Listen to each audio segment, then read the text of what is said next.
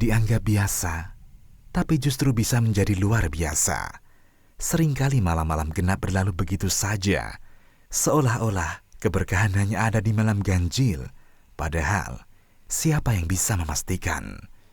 Nabi Shallallahu Alaihi Wasallam tidak membeda-bedakan. Beliau menghidupkan seluruh malam di 10 hari terakhir dengan kesungguhan penuh.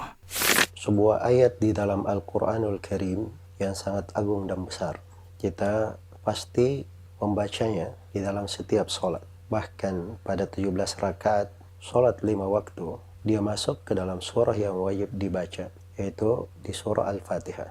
Ayat ini adalah firman Allah Subhanahu wa Ta'ala, "Iyyaka na'budu wa iyyaka nasta'in." Hanya kepadamu lah ya Allah kami beribadah, dan hanya kepadamu kami memohon pertolongan. Kata sebagian ulama as-salaf rahimahumullahu ta'ala, rahasia Al-Quran itu kembali kepada surah Al-Fatihah. Sedangkan rahasia dari surah Al-Fatihah semuanya kembali kepada firman Allah, "Iyyaka na'budu wa iyyaka nasta'in." Demikian disebutkan oleh Ibnu Katsir rahimahullahu ta'ala di dalam tafsirnya. Ibnu Al-Qayyim menyebutkan bahwa rahasia penciptaan, perintah, kitab-kitab dan syariat, pahala dan balasan, semuanya akan berakhir pada dua kalimat ini, Iyyaka na'budu wa iyyaka nasta'in. Pada keduanya lah poros penghambaan dan tauhid. Sampai sebagian ulama berkata, Allah menurunkan 104 kitab. Seluruh makna dari kitab-kitab itu ada di dalam Taurat, Injil, dan Al-Quran. Dan seluruh makna kitab-kitab yang tiga ini semuanya ada di dalam Al-Quran. Dan seluruh makna Al-Quran ada di dalam surah Al-Mufassal. Dan seluruh makna surah Al-Mufassal ada di dalam surah Al-Fatihah. Dan makna-makna surah Al-Fatihah itu terkandung pada Iyyaka na'budu wa iyyaka nasta'in. Hanya kepadamu lah ya Allah kami beribadah, dan hanya kepadamu ya Allah kami memohon pertolongan. Kedudukan dari ayat yang agung ini sangat besar, apalagi dibaca di dalam surah dan disebut khusus oleh Allah Subhanahu wa Ta'ala dengan sebuah predikat.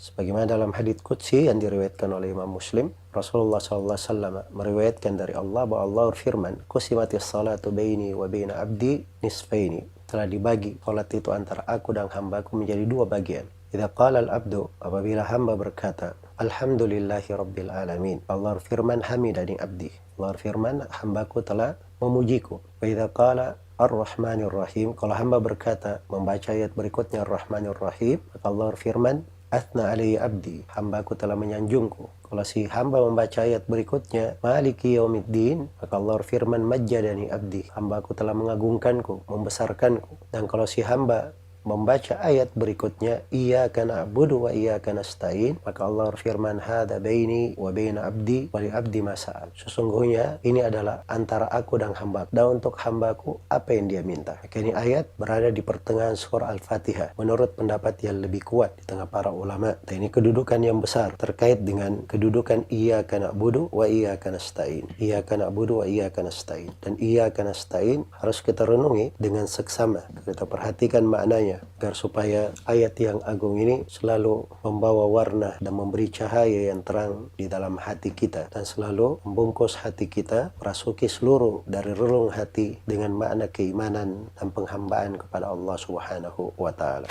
Sempurnakan malam ini dengan kebaikan yang terus mengalir melalui sedekah dalam penyebaran dakwah di lembaga resmi di rekening BSI 78820788824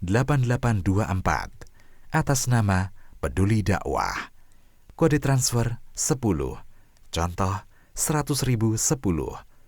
Info atau konfirmasi di nomor 0811 444 2882. Ambil semua peluang, jangan memilih-milih, karena bisa jadi ini adalah kesempatan terakhir. Peduli Dakwah, untuk dakwah kita peduli.